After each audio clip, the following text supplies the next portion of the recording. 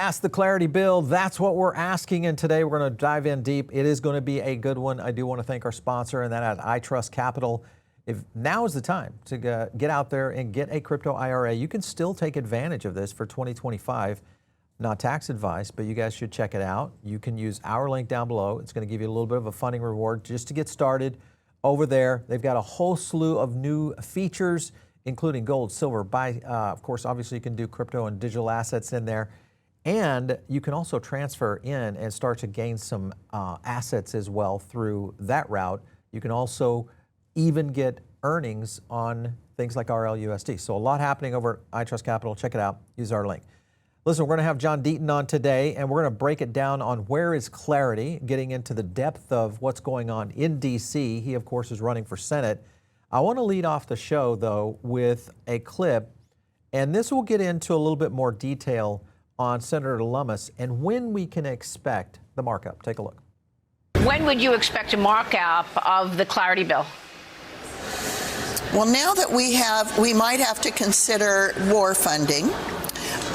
We are embroiled in how to deal with the SAVE Act. I'm hoping we'll get to markup either right before the Easter break or right after, and hopefully have a product out of the Senate Banking Committee before the end of April. But the deeper it gets into the year, Maria, the more challenging it's going to be for us to get this across the finish line, which is why I'm encouraging my Democrat colleagues to get us their final product so we can move forward.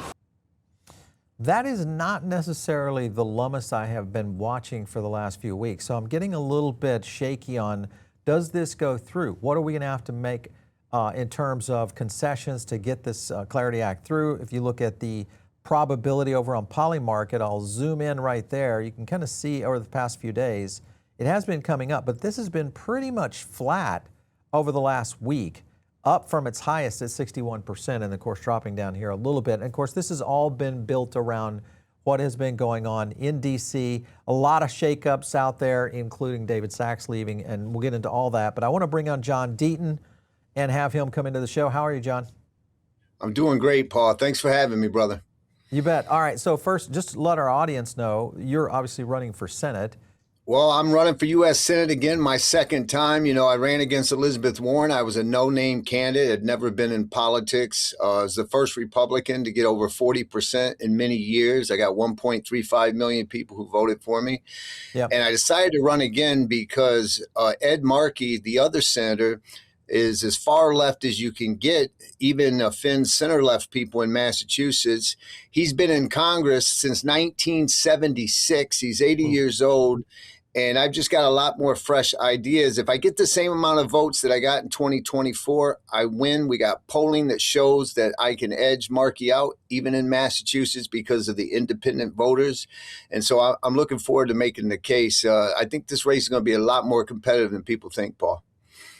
Well, we're going to be looking forward to that. Obviously, clarity is on the front of our viewers and listeners' minds. And one of the things that seems to be holding this up, of course, is what is happening over in Iran. However, Trump is now signaling maybe a 2 to 3 week rundown. If the war ends in 2 weeks, in your opinion, would clarity be back on the docket? Do you feel like that would be the case? Yeah, I think so. And I think Senator Lummis is 100% right. By the way, Ed Markey, my opponent, voted against the Genius Act. He's going to vote against clarity. There's no doubt he's in the pocket of the big banks. And so Senator Lummis is right. And I had the pleasure of talking to her not too long ago. She's working her butt off, man, to get this done. Trust me. And I can tell you, Paul, that she's on point.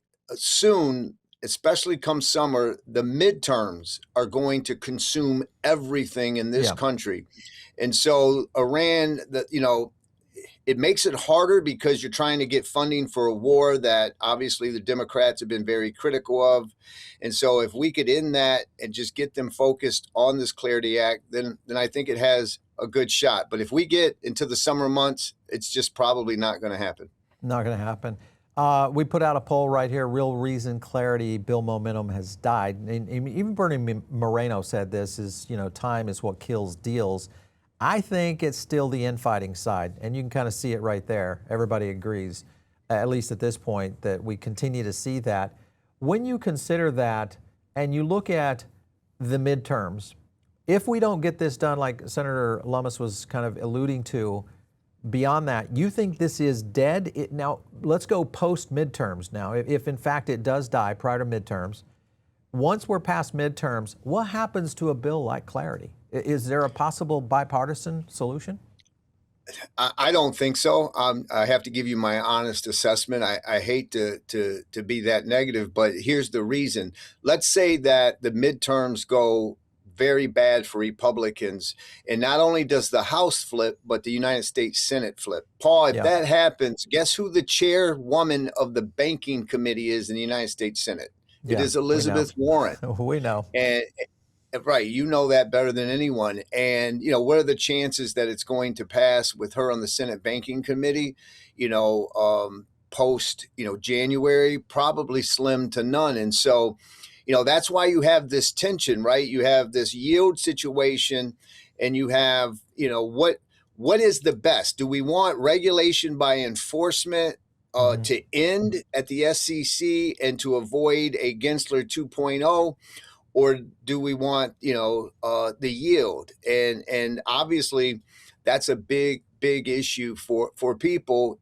I side on the thought of another Gary Gensler coming in and engaging in regulation by enforcement is just going to chase everything offshore. Right. It's going to die. Innovation will die potentially here. I hate the banks. Let me be blunt. I think the banks are one of the biggest enemies of the American people, and we can go down to 2008 financial crisis proves it. But at the same time, I think we need something. And Charles Hoskinson, he makes valid points about yield and about the de facto being a security for young projects and the burdensome of getting out of purgatory at the SEC. And of course, the criticism of passive yield not going to stablecoins for exchanges. Those things are valid criticisms. But if we go back to Gensler 2.0, I think that's a worst case scenario. Well, and if you look at it right now, it's a 52% chance that Democrats do take the Senate. Right there, we kind of see it. Unless you, of course, win a seat right there, John. If you win a seat right there, that's going to flip red. Maybe the Republicans get lucky and could hold the Senate, but it would take races like yours to probably do it. 86% chance right now that the Democrats take the House. That right now is pretty much a foregone conclusion. The House is going to turn. So likelihood is the Senate might be the only stave off here in terms of being able to save something like Clarity still before this presidency ends, other than him basically losing both House and Senate, which would change the administration's strategy, I think, in general. If Trump loses both House and Senate, what do you think the administration, which has been a very pro-administration, will do to try to recover anything in crypto? Or do you think it's game over? You got to hope that it's not game over, because you do have some Democrats, certainly the younger Democrats, Richie Torres, Ro Khanna, they seem to want innovation. They understand that we can't chase it offshore, that we have to win the race. But if we lose both the subpoenas, the impeachments, the investigations, that's all going to take place is going to consume the Congress. And it's why I said, Paul, I know a lot of people, listen, I'm not a delusional guy. You know that. No one in Washington is sitting around thinking that the Senate seat in Massachusetts is in play. But I'm telling you, we got polling. One that has me edging Markey out by 2 points. The other has me down by 5 with 15% still undecided. This race could come down to the balance of the Senate, and we have a real shot because I don't have a primary opponent. Ed Markey is spending millions holding Seth Moulton out, so I get to take the case to the independents. I'm only saying that because your point of this race, my race, could be very pivotal for the U.S. Senate. Well, it could be, and I think when you look at the administration, they're a little bit, or it feels to me like things are getting out of control. You got Patrick Witt kind of going on the offensive right here, and he's kind of hitting on the point you're talking about is I wonder what a future Democratic administration would look like around DeFi protections. This is a big problem if we get down that path around DeFi. And you also have to look at the fact that David Sachs now stepping down, very interesting timing, as we still don't have a strategic Bitcoin reserve. We don't have clarity. All of this real boiling down to what at some point I think Trump would have to call this a loss if he does not retain the Senate, at least on the Republican side going forward. Do you think Sachs going out, do you feel like why? Why would he not just go ahead and say, yeah, it's past my 130, I just have to go ahead and become an employee and continue this fight? Why step away now? Well, I mean, I'm speculating. I question whether or not the Iran war and maybe other disagreements with the administration potentially could have. I know that my assessment of David Sachs was that he was not necessarily a proponent of the Iran war and striking how we did. And so maybe that's the reason. I'm speculating, though. Certainly, you would hope that there would be a second appointment. I'm not sure if he can be appointed again or we appoint someone else. We have to win the AI race. We have to win the blockchain race. We have to win quantum computing, all of that. But AI is probably the single biggest technological race that we must win. It isn't optional. And so that's why we can't have 50 different states trying to handcuff the innovation. And we need a federal oversight to be reviewing it. And so 100%, there's a lot on the line, man. And I hope if you take this act, I share Patrick Witt's and I think Brad Garlinghouse's position that we can't let perfection get in the way of the good. It disturbs me, Paul, that passive yield doesn't go to stable coins for consumers. It really irks my core. But at the same time, perfection can't get in the way of good, man. Well, I'm going to go into a lightning round with you because I want our viewers and listeners to understand kind of your position. And again, the rules of this lightning round, because this is our first political lightning round, we'll be doing a bunch of these, I'm sure, is that just give us a yes, no. Or, I mean, you can, of course, back it up. But if you don't have the answer yet because you don't have enough information or you're not ready to make a decision, that's fine too. We're cool. But we're going to lead off with the political candidate edition. My first question is the Genius Act laid the foundation for the stablecoin yield ban in Clarity. Regrets for supporting this, yes or no? No regret. It was necessary. I'll leave it. It's lightning round, so I'll keep it there. Yep. All right, let's go here. Banning passive stablecoin yields is a form of bank bailouts. Yes, agree. For sure, yeah. I think I know your position when it comes to banks. If elected, you will teach at least 12 Democrats how to download a wallet and get some stablecoins. Absolutely, yes. I look forward to it. Is it possible or is it impossible to do that? I was kind of curious. I think a lot of it is generational. I would skip the ones that are probably on dementia drugs and, all right, and go so with you the think more it's young. possible. All right, you think it's possible. I like that. So you got the right attitude going in there. John Deaton would publicly call out every Republican in banking committee who's siding with banks on Clarity. Absolutely. I'll name them every day. All right, there you go. I like that. Keep them. You got to keep these people honest, John. That's the key. If people will just stay honest and tell us what's going on. I mean, that's the part I hate. They tell us one thing and then do something else. It's Absolutely. just crazy. Would John Deaton side with push comes to stuff on Clarity? Would you side with DeFi advocates or Ripple and Coinbase?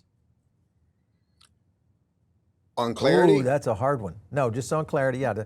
To basically, when push comes to stuff on Clarity, is it DeFi or with what Ripple and Coinbase is looking for? Well, I think Ripple and Coinbase are on opposite sides, I thought. That's why I hesitate. Okay, that's a good point. That might be a good position. Where would you side there? Would you side with Ripple pro Clarity, Coinbase anti, or the DeFi advocates saying, hey, save DeFi and self-custody? All the above. What I would do is I would vote for clarity, but I would file a couple amendments to it Okay, that would all right. define functional decentralization and other things. All right, I like that. Let's go over to this one right here. World Liberty Fi, USD1, Melania. This is one of the most corrupt, uniquely massive scale, and it should be put to an end. We had Warren Davidson on that actually brought that up on our channel about 2 months ago prior to Clarity getting in. Do you think this is an issue? I think it is a huge issue. I think it's probably one of the biggest issues of why crypto has become so partisan, because of the perceived conflicts of interest or grift, or however you want to characterize it. Yeah, it is. Biggest risk to crypto market right now, tariff chaos or our friend Netanyahu? What was the first answer? The risk to crypto market, tariff chaos, what's going on in the markets, or what's happening, of course, in Iran? I'd say Iran right now. There you go. Let's get into this one. Right, how would you fix healthcare, the problem right now? Increase ACAs, Medicare for all. Where do you stand on this? I have a very specific plan. I've been talking to Mark Cuban. We've been DMing each other. The first step is we got to break up the 3 vertically integrated insurance companies that control over 90% of our healthcare system, Paul. That's not true capitalism. That's crony capitalism. And when you consider the subsidies that they get from federal tax dollars, it's corporate socialism. Break up those 3 companies and create real competition. So this would be somewhat of a privatization? Is that the angle it would take?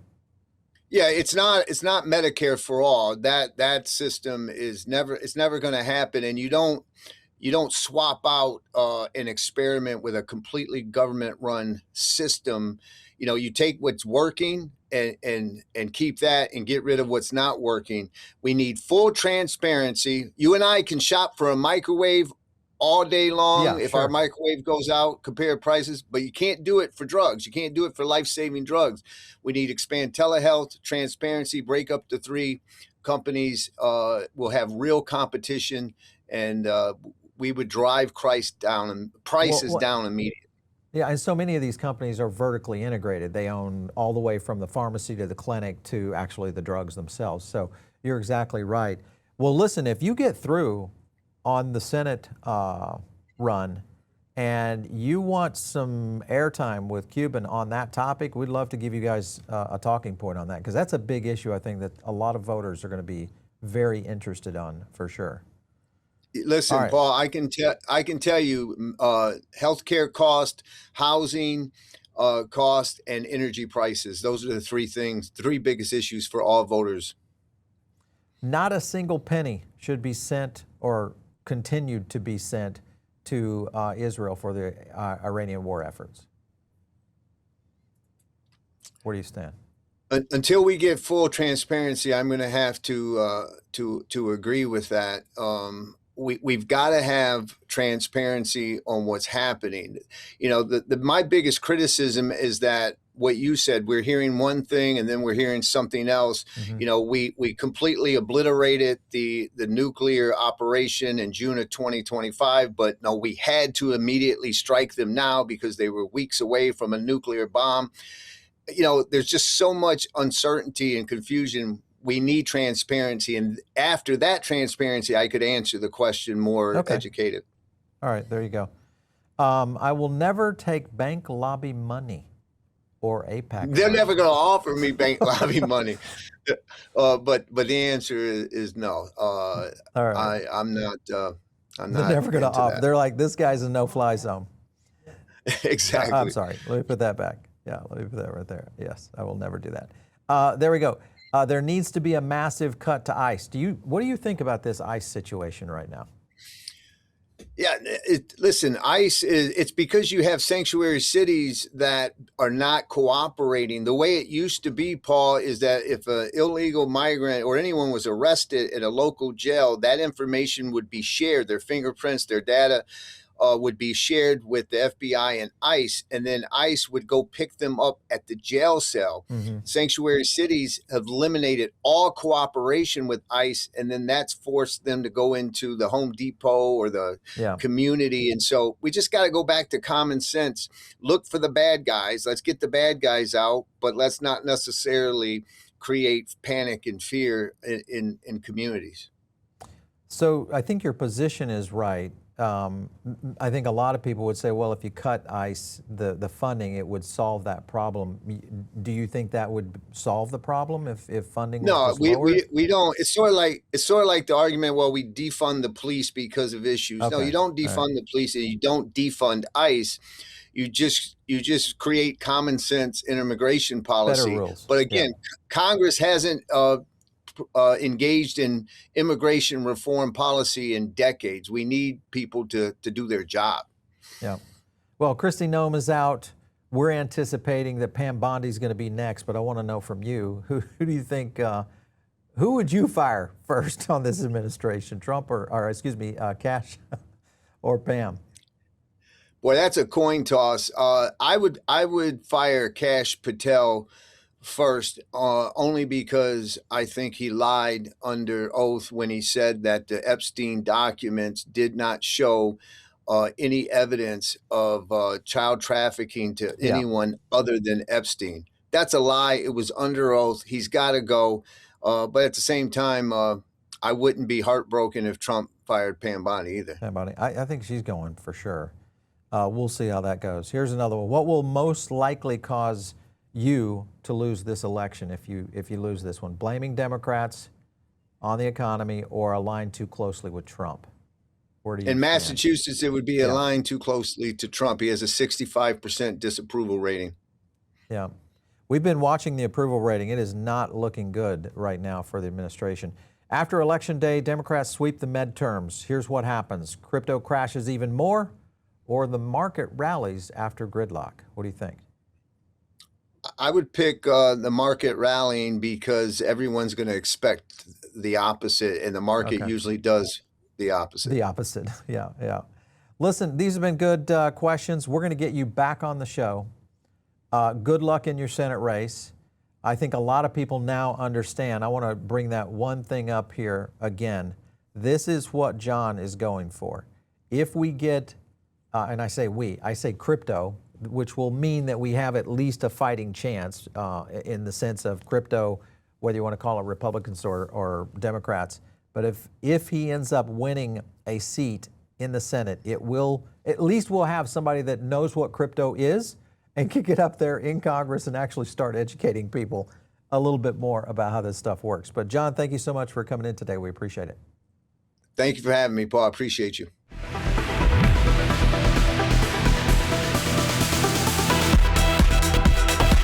If you like this video, hit like and subscribe, drop a comment down below, and also join our free private member group.